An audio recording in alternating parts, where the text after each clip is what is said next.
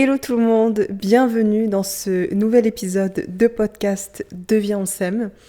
Je suis profondément désolée de m'être autant absentée, mais j'ai été dans une phase de travail intense qui fait que je n'avais absolument pas le temps pour d'autres choses, dont mes autres hobbies, mes autres passions, c'est-à-dire le podcast. Là, ça y est, j'en suis sortie. Je peux enfin m'accorder du temps pour me reposer, pour faire d'autres choses et pour m'occuper de Viens on s'aime. Et ça me manquait terriblement, donc je ne peux pas vous expliquer à quel point je suis extrêmement heureuse là d'avoir mon micro entre les mains et de pouvoir vous parler. Donc, déjà j'espère que vous allez bien, j'espère que vous portez à merveille, j'espère aussi que vous profitez de ce doux printemps et que vous commencez doucement à, vous aussi, éclore et vous transformer au gré de la saison. Le mois de mai, c'est le mois de mon anniversaire, donc j'ai eu 33 ans cette année. Et c'est quand même un cap de se rapprocher de plus en plus des 35 ans. Et bien évidemment, quand on a dépassé la trentaine, il y a des questions, des interrogations, des conversations qu'on n'a jamais abordées, ou du moins très rarement durant la vingtaine. Et les questions qui reviennent souvent, alors ça ne reste pas agressif, Dieu merci, parce que je suis quand même entourée de personnes qui sont extrêmement intelligentes, bienveillantes, compréhensives. Il est normal, ou du moins dans l'inconscient collectif, il est normal de me poser la question, le mariage et les enfants? Qu'est pasa en la mañana? Quand est-ce que, Mariam, tu vas te marier et avoir des enfants? Alors, ceux qui me connaissent et qui vont écouter ce podcast vont mourir de rire, rien qu'à l'idée d'entendre cette question. Je tourne ça un petit peu à la rigolade, mais je voulais en même temps aborder un sujet qui est vraiment très important et qui peut-être peut faire du bien à d'autres femmes, qui peut faire déculpabiliser d'autres femmes ou même des hommes, et qui peut permettre justement de se sentir à l'aise avec certains choix de vie. Et il se trouve que moi, à 33 ans, je ne veux ni me marier, ni faire des enfants, et ça c'est quelque chose que je sais depuis mes 18 ans. Et depuis mes 18 ans, à chaque fois que je dis que je ne veux ni enfant ni mariage, on me sort toujours le même discours. 1. C'est parce que t'as pas encore trouvé l'amour de ta vie. 2. T'inquiète pas, tu es jeune, ça va changer dans quelques temps. 3. Oui, mais tu sais pas de quoi la vie est faite, à tout moment, il peut se passer quelque chose qui fait que tu voudras atteindre ces objectifs. Et maintenant, j'ai 33 ans et je ne veux toujours pas ni enfant, ni mariage. Pourquoi? Je sais, vous allez me demander, pourquoi, Mariam, tu ne veux pas d'enfant? Je vais répondre, même si c'est une question qui est très déplacée. Bien évidemment, on ne demande pas à quelqu'un pourquoi il ne veut pas des enfants. Mais c'est la thématique du podcast, donc je vais y répondre, c'est la moindre des choses. Il y a plein de raisons qui expliquent pourquoi je ne veux pas d'enfant, pourquoi je n'en ai jamais désiré et pourquoi l'idée d'enfanter ne m'a jamais enchantée, excitée, fait vibrer. La première raison, c'est que pour moi, c'est extrêmement effrayant de devoir éduquer un être humain. Je trouve que c'est une responsabilité immense de te dire qu'à partir du moment où tu mets au monde quelqu'un, tu dois t'en occuper jusqu'à la fin de tes jours. Tu n'as plus le choix. Tu es officiellement mère jusqu'à la fin de tes jours et tu dois prendre soin d'un être humain qui malheureusement va avoir tes traumas parce que ce sont les traumas transgénérationnels. Peut-être que je ferai un podcast pour ça. Malheureusement, il aura aussi peur de certaines choses, il sera inquiet pour certaines choses, il va peut-être aussi parfois te détester, ne pas te comprendre, il va aussi vivre des choses extrêmement éprouvantes dans sa vie, il va aussi devoir vivre ses propres traumatismes. En fait, déjà m'occuper de moi-même, guérir de mes propres traumas, avancer dans ma vie de femme, c'est une épreuve de tous les jours. Alors faire ça pour moi et en même temps guider quelqu'un dans sa vie, je suis pas capable. Alors c'est pas que j'en suis pas capable, j'en serais capable, mais ce ne serait absolument pas épanouissant pour moi. Ce serait stressant à chaque seconde de ma vie. Je voudrais contrôler absolument tous ces faits et gestes parce que j'aurais peur. Et surtout, c'est pas une responsabilité que je veux avoir dans ma vie et qui m'enchante. La deuxième chose, c'est que pour moi, le bonheur repose sur ma liberté. La liberté, c'est la chose qui guide toute ma vie et qui me donne envie de prendre tel ou tel chemin, qui définit la personne que je suis aujourd'hui, qui fait que j'ai envie de grandir d'une certaine manière. Et le fait d'avoir un enfant, je sais que je n'aurai plus cette liberté-là.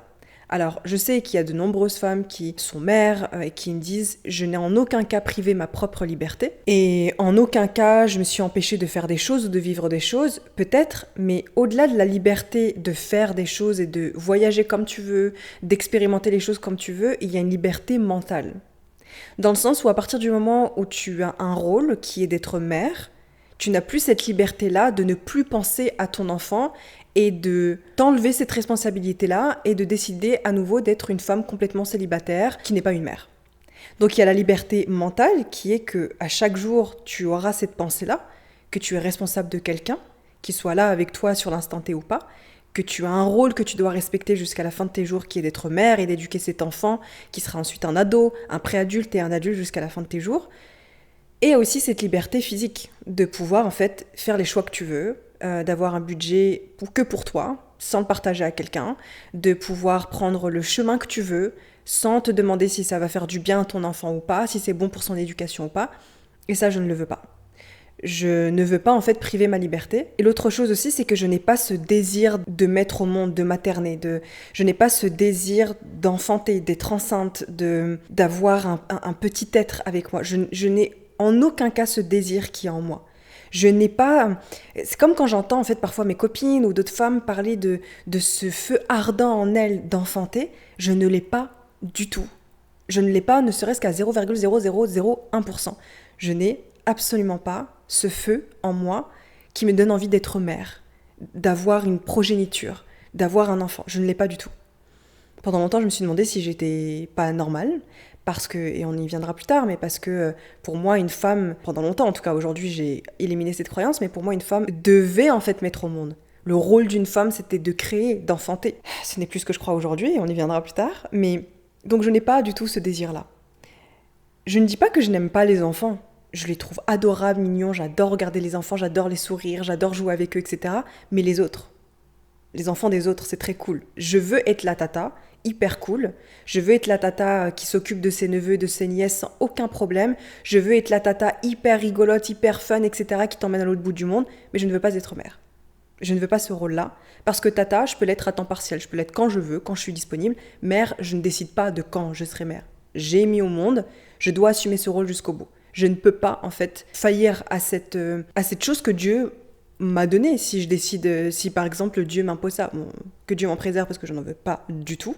Mais quand tu décides d'être mère, tu le décides par choix, c'est réfléchi. Tu as décidé volontairement de mettre au monde un enfant qui n'a rien demandé, il n'a pas à demander d'être au monde. Tu as décidé par choix, de manière égoïste ou non, d'enfanter, et il faut que tu t'en occupes de cet enfant jusqu'à la fin de son existence, ou du moins de ton existence. Il y a aussi le fait, je pense, que l'évolution des générations, du monde actuel, je dis pas que je suis pessimiste, mais je n'ai pas vraiment envie de mettre au monde un enfant fragile, naïf, un ange, parce que pour moi les enfants sont des anges, sur cette terre qui va devoir en fait vivre avec des atrocités qu'il y a dans ce bas monde.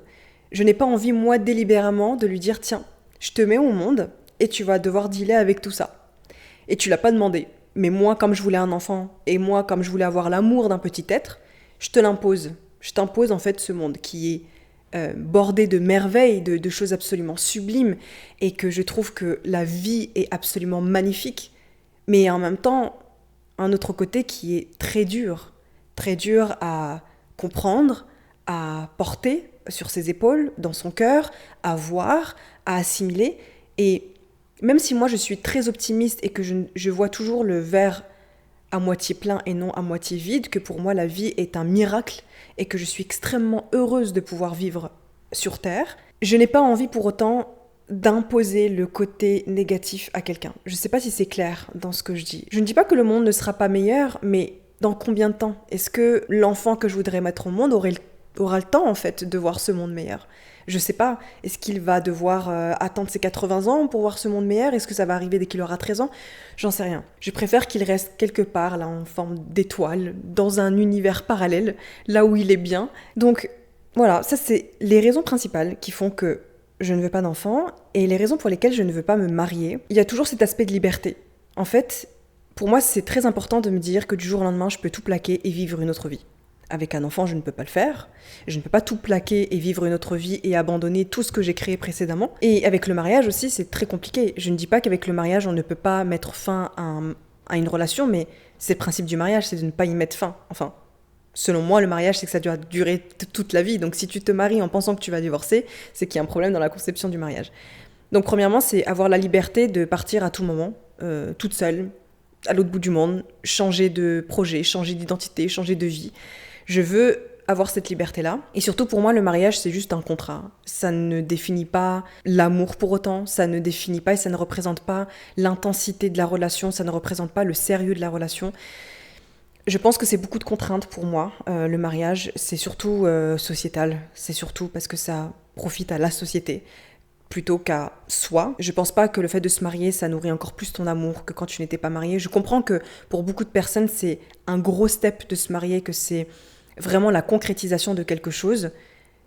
Mais c'est juste symbolique. Je pense pas que dès qu'on se marie, il y a plus d'infidélité. La personne ou les deux personnes dans le couple sont beaucoup plus investies. J'ai pas écho de ça que à 90% du temps, le mariage révolutionne tout et règle tous les problèmes. Malheureusement non. J'ai connu des gens autour de moi qui, lorsqu'ils se sont mariés, tout s'est amélioré, arrangé et que ça a été le bonheur sur terre. Malheureusement, la majorité, c'est pas le cas.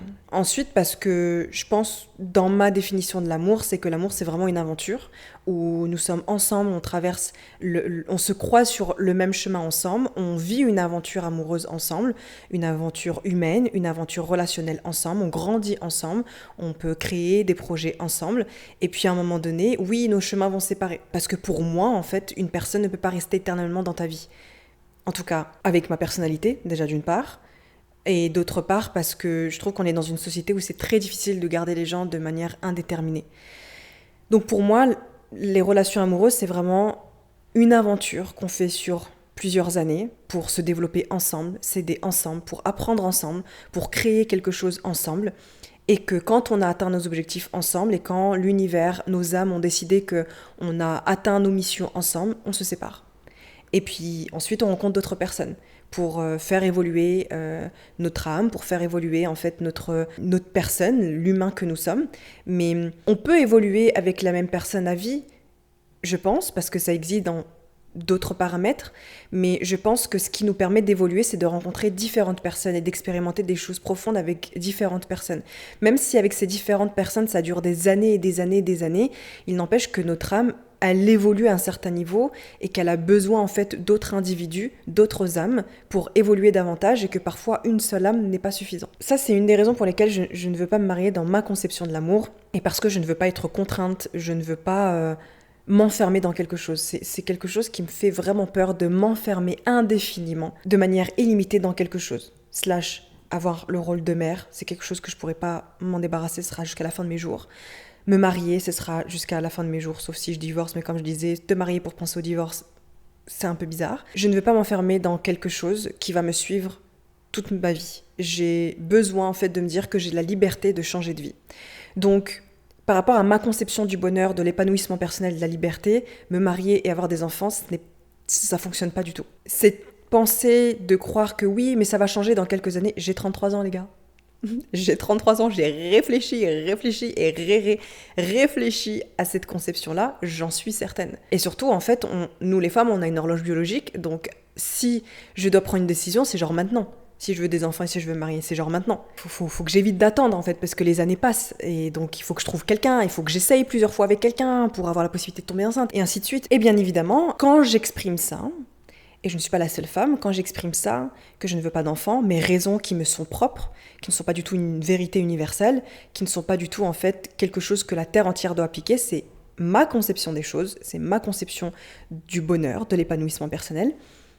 Quand j'aborde ce sujet-là, on me demande souvent si je ne vais pas regretter de ne pas avoir fait d'enfants. Et ça me fait doucement sourire.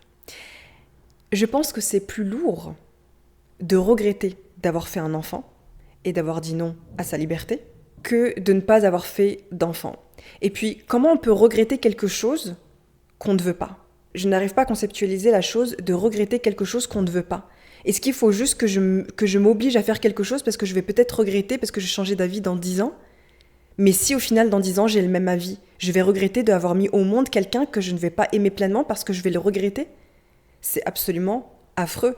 En aucun cas, un être humain ne doit, en fait, subir mes émotions, ce que je ressens, mon état, et je ne veux en aucun cas mettre au monde un enfant qui peut-être à un moment donné ne se sentira pas aimé parce que je suis maladroite, parce que je suis épuisée, parce que je ne voulais pas d'enfant finalement. Donc non, il n'y a pas de regret. Je ne vais pas regretter et me forcer à faire quelque chose que je risque de regretter d'avoir mis au monde. C'est la pire des choses à faire. Absolument pas. Et il y en a beaucoup des parents qui regrettent d'avoir fait des enfants.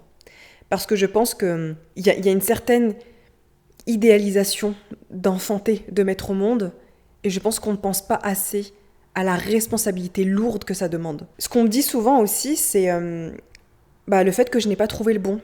Et c'est le bon, la bonne personne, qui va me faire ce déclic-là de vouloir enfanter. Aucun homme ne me fera changer d'avis. Je trouve que c'est très misogyne de croire qu'un homme peut faire changer d'avis une femme sur son corps, sur ses choix de vie, comme si en fait la transformation d'une femme reposait sur l'amour d'un homme. Je trouve que c'est très sexiste. Je peux faire des choix indépendamment d'un homme. Je peux avoir un déclic ou non indépendamment d'un homme. Ce n'est pas l'amour d'un homme qui va me donner envie de créer quelque chose. Parce que je peux avoir envie d'enfanter toute seule et de ne pas avoir d'homme dans ma vie. Donc non, ce n'est pas un homme qui va me donner ce déclic-là de « Waouh, heureusement qu'il y a son amour pour que vraiment aujourd'hui j'ai envie de créer ». Je parle pour moi. Je sais que pour beaucoup de personnes, des femmes ont eu ce déclic-là qui était évident, que ça y est, c'était le bon et elles voulaient faire des enfants avec alors qu'elles ne voulaient pas faire d'enfants avant pendant des années. Mais c'est leur réalité. Et une réalité n'est pas une vérité, comme ma réalité n'est pas la vérité. Ma réalité pourrait choquer certaines personnes en me disant mais absolument pas, mais tu te rends pas compte comme tu es complètement à côté de la plaque, etc. Mais c'est ma propre réalité et j'ai le droit d'avoir cette réalité, de penser ainsi. C'est pour ça que je fais ce podcast aussi et on y viendra, c'est pour que nous les femmes on ait le droit de penser comme on a envie de penser par rapport à notre corps, à nos désirs, à ce qui se passe dans nos vies, à nos choix de vie, on a le droit. Et évidemment, il y a cette pression sociétale constante, qui est que si dans ta trentaine, tu n'as pas fait d'enfant et tu n'es pas marié, c'est que tu as un gros problème. Soit tu n'as pas guéri des traumatismes relationnels, etc., qui font que c'est pour ça, du coup, que tu te combats avec toi-même et qui fait que tu es célibataire et que tu n'es pas en couple ni marié et que tu n'as pas d'enfant. Soit tu es trop focus sur ton business, tu es hyper égoïste, tu te concentres pas sur l'amour, tu te concentres pas sur le développement de ta vie de femme, etc. Soit que tout simplement, en fait, tu es en train de faire une grosse erreur et que tu as échoué. Je pense que la plus grosse erreur et le plus gros échec de sa vie, c'est de faire tout l'inverse que ce qui est aligné à soi. Et en aucun cas, cette pression-là ne m'obligera à me dépêcher à faire quelque chose que je ne veux pas faire. Pour me marier avec quelqu'un que je n'aime pas, quelqu'un qui me maltraite, quelqu'un qui ne respecte pas mes besoins, juste pour enfanter, un enfant que je n'ai pas désiré mais que j'ai fait parce que la société m'a dit que je suis valorisée en tant que femme et je suis vue en tant que femme quand, durant la trentaine, ça y est, je rentre dans les cadres de me marier et d'avoir un enfant. Je pense que j'existe en tant que femme indépendamment de ces deux éléments-là, mariage et enfant. J'existe en tant que femme parce que je suis une femme that's it, avec mes choix, quels qu'ils soient, that's it. Je n'ai pas besoin de cocher des objectifs que la société m'a donnés parce que ça profite commercialement, ça profite à la société, à l'économie, de me marier et d'avoir des enfants. Cette pression-là, je la ressens pas constamment, je la ressens en voyant ce qui se passe autour de moi. C'est-à-dire que c'est pas une pression qu'on va m'infliger directement, mais c'est une pression que je ressens autour de moi. Et ça m'est déjà arrivé de me dire, en fait, de limite me déphaser de ma réalité en me disant « Mais c'est vrai, Mariam, en fait, mais t'as un vrai problème. Tu te rends compte, à 30 ans, t'es pas mariée, t'es pas en couple et t'as pas d'enfant. » Je reviens à moi-même et je me dis « Mais oula, alors on va se calmer ma cocotte. » Parce que là, t'es complètement à l'inverse de ta réalité et de cet alignement avec toi-même. On a déjà suffisamment de pression en tant que femme, dans la vie de tous les jours. Le fait de m'imaginer être mariée et avec des enfants, ça me rend malheureuse. Ça m'effraie. Et quand je dis ça m'effraie d'ailleurs à des gens, ils me disent « Mais tu devrais consulter parce que ce n'est pas censé être effrayant. » Ok, c'est pas censé être effrayant, mais il y a suffisamment de preuves autour de moi qui m'ont prouvé que ça rendait les femmes malheureuses. Elles ont une charge mentale immense et elles doivent s'occuper des enfants et elles doivent s'occuper du mari et elles doivent aller travailler et elles doivent tout organiser. Mais c'est quoi ? En fait, je pense que j'aurais désiré faire des enfants et me marier si on était dans un monde où l'égalité était parfaite, les femmes n'auraient pas autant de charge mentale. Si les femmes seraient choyées, si on existait dans ce monde-là, peut-être que je me dirais « Ah, pourquoi pas ?» Mais si je me marie, j'ai des enfants pour vivre une vie de misère mentale, parce que je n'ai plus le temps pour moi, je me laisse aller, je n'ai plus la possibilité de m'occuper de mes projets, je n'ai plus la possibilité de rêver, de suivre mes hobbies, parce que je suis avec un homme qui n'est pas capable de gérer sa vie de famille et qui, en fait, ne s'occupe de rien. Alors, peut-être que je suis dans les clichés et dans l'exagération, mais s'il vous plaît, S'il vous plaît, c'est ce qu'on voit à 88%. Que ce soit sur les réseaux sociaux, dans la vie de couple de nos amis, dans nos familles, dans les collègues, c'est ce qu'on voit à 88% du temps. Le reste, c'est vraiment genre des femmes qui ont tellement élevé leurs standards, qui ont tellement travaillé sur elles et qui savent tellement ce qu'elles veulent qu'elles ont trouvé les hommes qui ont compris le rôle de père. Moi aussi, je viens d'une famille monoparentale, où ma mère, elle avait une charge mentale immense de s'occuper de tous ses enfants et de tout faire. Donc ça aussi, d'avoir grandi dans cet environnement-là, ne me donne absolument pas envie de vivre ce que ma mère a dû vivre. Je n'ai pas envie, en fait, de vivre sous le spectre d'une mère uniquement et plus de femmes. J'ai eu une conversation avec elle et qu'une fois, ma mère m'a dit « Je ne sais plus ce que c'est que d'être une femme. » Et ça me manque d'être une femme. Ça me manque de juste exister pour moi. Ça me manque de juste faire des choses pour moi. Je ne suis que mère. Et cette phrase, elle m'a énormément marquée. Parce qu'aujourd'hui, je comprends que ce discours de ma mère, c'est pas la seule qui dit ça. Il y a énormément de femmes qui ont ce discours-là, qui est qui je suis depuis que je suis mère. Je ne suis rien d'autre que mère, parce que même si je suis accompagnée du meilleur homme possible avec les meilleurs enfants possibles, inconsciemment, tu es obligée d'assumer ton rôle de mère et de te considérer comme mère jusqu'à la fin de tes jours. J'ai besoin de choisir le rôle que je veux aborder à chaque matin. Aujourd'hui, j'ai envie d'être femme. Demain, j'ai envie d'être menuisière. Après-demain, j'ai envie d'être coach. Après-demain, en fait, je vais avoir cette liberté-là de tout expérimenter et de ne pas avoir de limites.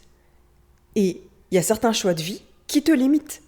Que tu fais parce que ça t'épanouit, oui, ou peut-être pas parce que tu as une pression, parce qu'on t'a obligé, mais qui te limite. Je ne veux pas ces limites-là. Et je suis OK avec le fait d'être rejetée, de pas être comprise, qu'on soit choqué, qu'on me sorte le discours. Alors ça, c'est un discours qui est, mais du coup, t'es égoïste si tu fais pas des enfants.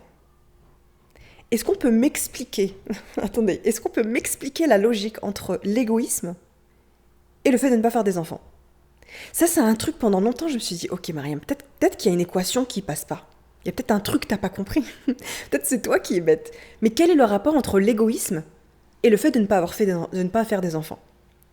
Il n'y a rien de plus généreux que d'être suffisamment raisonné, éveillé, conscient avant de mettre au monde un enfant. Parce que le nombre de personnes qui font des enfants à tire-larigot en pensant que c'est comme planter des graines dans un champ pour pouvoir faire pousser des fraises, excusez-moi, mais il n'y a rien de plus égoïste que de faire des enfants pour recevoir de l'amour, pour avoir une descendance, pour avoir un mini-toi. C'est pas égoïste, ça? C'est pas égoïste de mettre au monde un enfant parce que tu veux assouvir tes propres besoins en premier lieu? En revanche, réfléchir avant de mettre au monde un enfant, je suis désolée, mais c'est loin d'être égoïste. Parce que si ça avait été égoïste, je ferais comme tout le monde, mettre au monde un enfant pour qu'il me regarde avec les yeux ébahis et qu'il voit à quel point je suis exceptionnelle. Je n'ai pas besoin de ce type d'amour. Mon amour que j'ai pour moi me suffit. Et l'amour des autres, de mes amis, de ma famille, des gens qui m'entourent. Mais je n'ai pas besoin de l'amour d'un enfant pour me sentir exister, importante et aimée. Il y a une autre chose aussi qu'on me dit très souvent et qui est très problématique et qui montre à quel point, en fait, l'éducation de notre génération, de nos parents est vraiment malsaine. C'est que quand je dis que je ne veux pas d'enfant, on me dit « Mais du coup, tu vas vieillir seule ? Qui va s'occuper de toi quand tu seras malade ? Qui va prendre soin de toi quand tu seras malade ? » Mais on ne fait pas des enfants pour qu'ils deviennent nos infirmiers. On ne fait pas des enfants pour qu'ils soient à nos côtés quand on est malade. On ne fait pas des enfants pour qu'ils puissent s'occuper de nous. On fait des enfants pour les aimer, pour les aider à se développer, pour leur donner une vie saine. On ne fait pas des enfants pour qu'ils deviennent ensuite nos esclaves, nos boniches à la maison, pour qu'ils deviennent nos infirmiers et qu'ils soient responsables de nous. C'est nous les parents. Je dis nous comme si j'étais parent, mais c'est nous les parents qui sommes responsables de nos enfants. En aucun cas, nos enfants sont responsables des parents. En aucun cas, les enfants, peu importe l'âge qu'ils ont, sont responsables des parents. Et que oui, quand on me dit oui, mais c'est une forme d'amour quand les enfants sont là pour les parents, etc., c'est pas une forme d'amour. Il y a peut-être des enfants qui se sentent pas du tout prêts de s'occuper de leurs parents quand ils vieillissent. Peut-être qu'ils se sentent pas en mesure, en fait, de faire face à la mort, de faire face à la maladie. Peut-être que c'est trop difficile pour eux, on peut pas leur imposer ça. Il y a tout un corps médical pour s'occuper de la vieillesse. Et que moi, je suis OK avec ça, et puis je ne serai pas seule. J'aurai des amis, j'aurai ma famille, j'aurai des gens que j'aurai rencontrés pendant toute ma vie, qui seront là peut-être bon gré, mal gré, avec leur volonté pour m'accompagner durant ce chemin-là, où je serai toute seule et c'est comme ça. Et que c'est la vie, c'est Dieu qui a décidé que je m'en vais seule et c'est ok. Mais je ne vais pas faire des enfants pour qu'on soit à mes côtés le jour où je serai malade et vieille. C'est horrible. C'est horrible du coup de faire des enfants parce que t'as peur de vieillir seule. Mais moi, ça m'exaspère.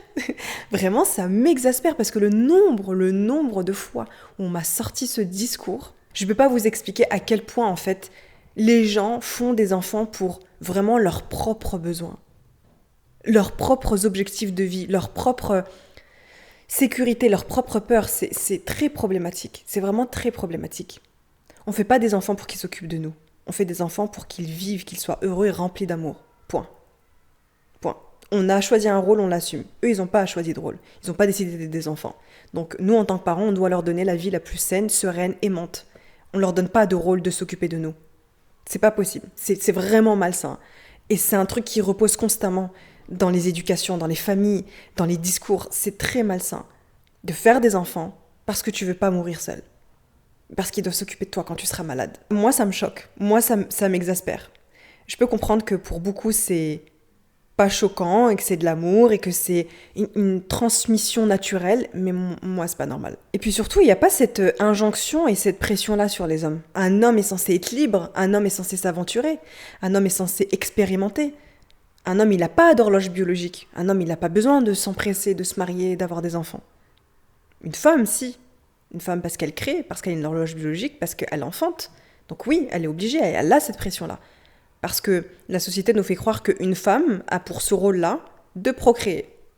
Nous sommes juste un vagin sur pattes, si on doit résumer la chose de cette manière. On est bien plus que ça. On a l'intuition, on est sensible, on est capable de voir des choses que les hommes ne voient pas, on apporte de la douceur dans ce bas monde, on s'apporte beaucoup de soutien, on est capable aussi de transformer des choses en un seul déclic. On a une force mentale et physique qui est immense. On a une énergie, une vibration, une âme qui est extrêmement forte et qu'on ne cesse de diminuer à juste procréer. Et c'est pour ça qu'on ne lui donne pas des rôles beaucoup plus grands, présidente, être au pouvoir, avoir beaucoup plus de responsabilités, parce que je pense qu'on transformerait le monde. Et qu'on nous réduit à quelque chose qu'on n'est pas. On essaie de nous faire croire qu'on est moins que ça. Alors qu'on est magique, on est divine, on est exceptionnel. Et qu'on peut vraiment créer des miracles. Mais on ne nous donne pas ce rôle-là. Parce que notre pouvoir est bien plus grand qu'on ne le pense. Et qu'on nous réduit juste à de la procréation. On n'est pas que ça.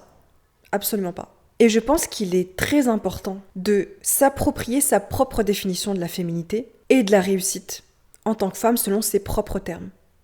Qu'est-ce qui, toi, en tant que femme, les hommes aussi, mais je m'adresse surtout aux femmes, qu'est-ce qui, toi, en tant que femme, t'épanouit, indépendamment de ce que la société attend de toi, indépendamment de ce que la famille attend de toi, indépendamment de ce que les amis te disent autour de toi. Qu'est-ce que toi, tu veux faire pour être épanouie, pour te sentir libre, alignée?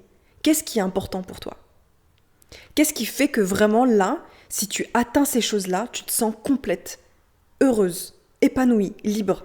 Et c'est important que tu définisses selon tes termes. Si pour toi l'épanouissement, le bonheur, la joie ultime, c'est d'avoir des enfants et de te marier, let's go. Si pour toi c'est d'être célibataire et de faire le tour du monde, let's go. Si pour toi c'est d'être seule et de vivre avec 17 chats, let's go. Mais il faut que tu définisses ta propre notion de l'épanouissement personnel en tant que femme, indépendamment de ce qu'on te dit ou pas.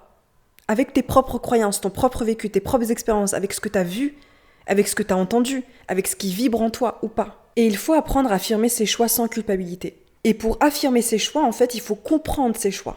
Il faut comprendre pourquoi je veux pas d'enfants, pourquoi je veux pas me marier, ou pourquoi je veux des enfants, pourquoi je veux me marier, pourquoi j'ai envie de faire le tour du monde seule, pourquoi j'ai envie d'avoir 17 chats. Vous allez réussir à affirmer vos choix sans culpabilité quand vous allez apprendre à vous connaître. Plus vous allez vous connaître, comprendre vos mécanismes de pensée, ce qui vous rend heureux véritablement, ce qui fait vibrer votre âme, etc., plus vous allez vous sentir en paix avec ça et à même de suivre cet alignement-là sans culpabiliser. Plus vous suivez des choix sans comprendre pourquoi vous faites ces choix-là, et plus vous aurez besoin d'affirmer certaines choses sans comprendre pourquoi vous voulez faire certaines choses, plus vous allez vous sentir coupable. La meilleure manière d'affirmer ses choix sans culpabilité, c'est de comprendre ses choix, de se connaître, de savoir exactement qu'est-ce qui vous rend heureux, épanoui, bien, aligné. Et il n'y a pas à culpabiliser de toute manière parce que ce sont vos choix, votre corps, votre vie, votre futur. Il n'y a pas à culpabiliser.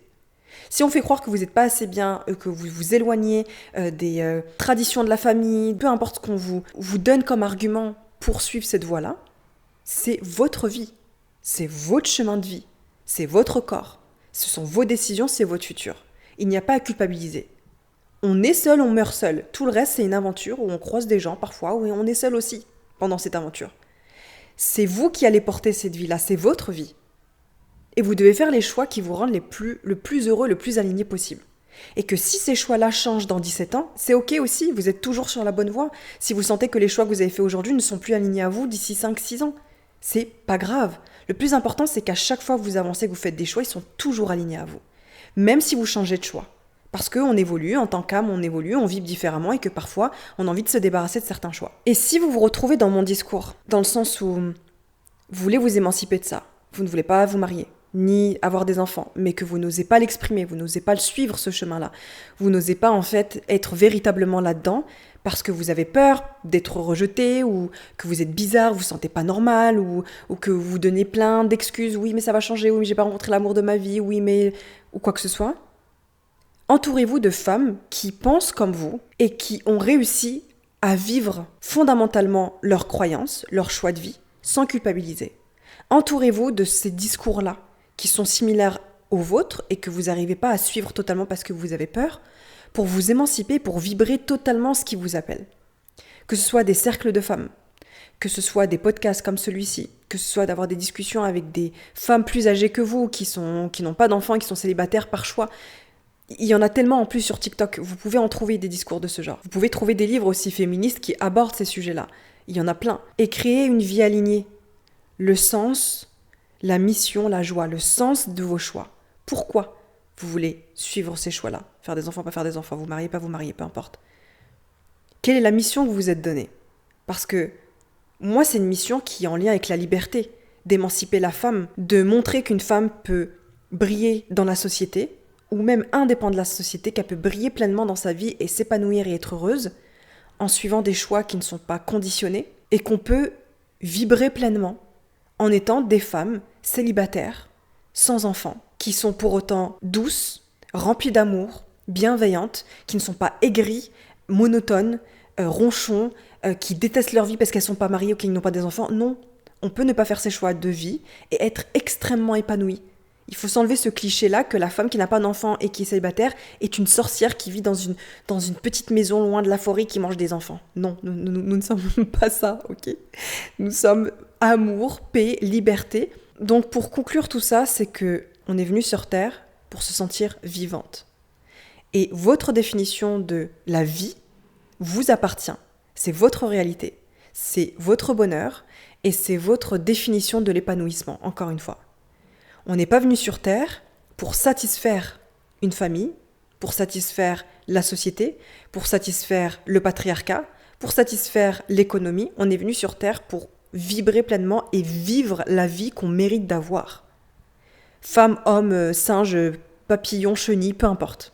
On est censé vivre la vie qu'on veut expérimenter, que notre âme a besoin d'expérimenter et de la suivre pleinement. Cette thématique de podcast, j'ai longtemps réfléchi avant de me poser et d'en parler avec vous parce que il m'a fallu du temps pour me sentir vraiment à l'aise avec cette thématique-là. Aujourd'hui, je suis totalement alignée avec ça. J'ai aucun tabou. Et puis même, ce qui est bien aussi, c'est que de plus en plus, ce tabou se lève. De plus en plus de femmes vocalisent ça. De plus en plus de femmes expriment ça à travers des livres, à travers des interviews, à travers les réseaux sociaux. Et ça fait du bien de se sentir moins seule. Ça fait du bien de savoir qu'on est de plus en plus nombreuses à s'éveiller et à comprendre que c'était un traquenard et un piège depuis le début et qu'on ne mérite pas de s'enfermer là-dedans. Seulement si c'est un choix aligné à soi et que ça nous fait vibrer. Sinon, non. Et j'avais un petit peu peur de me dire est-ce que je fais bien d'en parler, etc. Puis je me suis dit mais bien sûr j'en fais bien d'en parler parce que un discours de plus pourrait toujours faire du bien à une autre femme qui elle aussi veut suivre ce chemin de vie là mais qui n'ose pas et que ça lui permettra peut-être d'avoir des mots ou d'avoir un exemple ou d'avoir un témoignage plus précis qui peut-être lui donnera l'élan, elle aussi, de suivre ce que son cœur demande et ce que son âme vibre. Et puis j'avais besoin de le vocaliser, j'avais besoin de le verbaliser. Je pense que le fait de m'enfoncer de plus en plus dans ma trentaine me donne envie de vraiment exprimer ça et de le partager. Et ça fait du bien. Ça fait du bien de le dire officiellement, ça y est, voilà, vous savez tout. Vous savez tout, comment est-ce que je me positionne en tant que femme. Et je suis très heureuse avec ça. Et que si, dans 10 ans, je ne suis plus heureuse avec ça, et que finalement, voilà, je me dis, ah non, je veux avoir des enfants, spoiler alerte, ça n'arrivera jamais. Mais imaginons dans un monde parallèle, je ne regretterai pas. Parce que j'ai suivi ce que moi je voulais faire là actuellement à 33 ans. J'ai suivi ce que là mon cœur a demandé. Et je suis très heureuse d'avoir écouté mon cœur. Et que si jamais un jour ça me prend que je veux des enfants, j'en adopterai. Il y a des millions d'enfants qui rêveraient d'avoir l'amour d'une maman, qui rêveraient de grandir dans une famille. Et il n'y a pas qu'une seule manière d'avoir des enfants. Donc si ça me change demain, j'adopterai avec grand plaisir un enfant qui mérite tout l'amour du monde. Donc, écoutez ce que votre cœur demande à l'instant T, indépendamment de votre horloge biologique, indépendamment de la pression. Si aujourd'hui vous ne voulez pas, vous ne le faites pas. Si vous le voulez, vous le faites. That's it. On n'a qu'une seule vie que le bon Dieu nous a donnée. Et il va falloir vraiment vivre cette vie de la manière la plus alignée et épanouissante possible. Et que le reste, on le met de côté, ça ne nous concerne pas. C'est ce qu'on nous a imposé, mais on met des œillères, on ne le regarde pas, on reste dans son monde d'amour, de paix, d'alignement, de sérénité et de ce qui nous donne envie de vivre pleinement. Voilà. En tout cas, j'espère que cet épisode a semé des graines en vous, qui vous a fait du bien, qui vous a permis aussi peut-être de voir les choses autrement quand une femme vous dit ce discours-là, si jamais vous étiez fermé et choqué à l'idée que oui, des femmes ne veulent pas enfanter ni se marier. Peut-être que ça vous a fait reconsidérer aussi les choses pour vous, parce que peut-être que vous y pensez un peu, mais vous n'osiez pas. Ou peut-être qu'au contraire, ça a confirmé davantage que oui, vous êtes sur la bonne voie de vous marier et de faire des enfants, parce que c'est ce qui est aligné à vous. Et il n'y a pas qu'une seule vérité et réalité. Chaque personne a sa propre réalité et vérité, et c'est ça qu'il faut suivre. Pas ce qu'on vous impose. En tout cas, je vous souhaite une très bonne journée ou une très bonne soirée, peu importe à quel moment vous écoutez ce podcast. Merci d'avoir été là et de m'avoir écouté. Puis je vous dis à très bientôt. Bye bye.